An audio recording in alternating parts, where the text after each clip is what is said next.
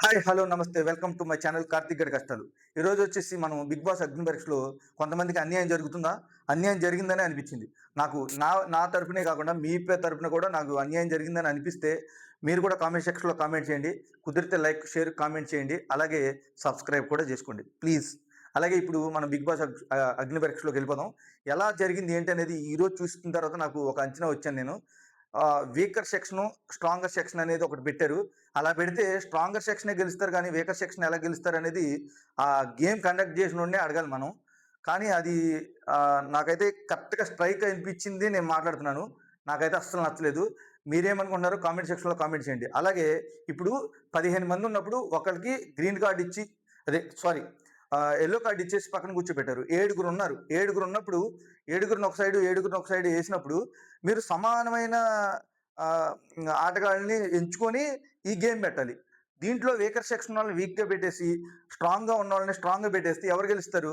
స్ట్రాంగ్‌గా ఉన్నోళ్ళే గెలుస్తారు. ఇది ఈ సెన్స్ ఆఫ్ ఈ మైండ్‌తో లేకుండా ఎలాగ గేమ్ కండక్ట్ చేస్తారనేది నాకైతే అర్థం కావట్లేదు. కానీ శ్రీముఖి గారు వచ్చేసి ఆహ్, కొంతమందికే ఫేవర్ చేస్తున్నారు అన్నదానికి ఇంకా ముందుకు తీసుకెళ్తున్నారు అని అనిపిస్తుంది. మరి ఈ గేమ్ ఎలా కండక్ట్ చేయాలనిపించింది నాకైతే అర్థం కాలేదు. ఇంకో విషయం ఏంటంటే, ఇప్పుడు మిథిలేష్‌కి, రోహిత్‌కి ఇద్దరికీ టాస్క్ పరంగా ఇద్దరిని అలాగ పెట్టాలి. ఇటొకళ్ళని, అటొకళ్ళని పెట్టాలనేది నా ఉద్దేశం. అప్పుడు మిగతా వాళ్ళని ఎంచుకోమని చెప్పాలి. అలా కాకుండా అసలు వీకర్ సెక్షన్ వాళ్ళని ఒక్క సైడ్‌కే పెట్టేసి మీరేం చెప్దాం అనుకున్నారో నాకు అర్థం కాలేదు. నేనైతే దీనికి అగ్రీ చేయట్లేదు. ఈ గేమ్ బావుంది.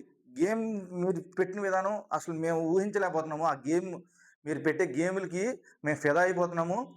మేము అసలు ఎలాగా అసలు ఈ అగ్ని పరీక్షలో మనం 'బిగ్ బాస్' హౌస్‌లో చూసినట్టు కాకుండా, దీంట్లో ఎలాగ పెడతారనేది చెప్పేసి మేము ఊహించడానికి కూడా లేకుండా మీరు పెడుతున్నారు. కానీ ఈ గేమ్ అయితే నాకంత పూర్తిగా అస్సలు నచ్చలేదు.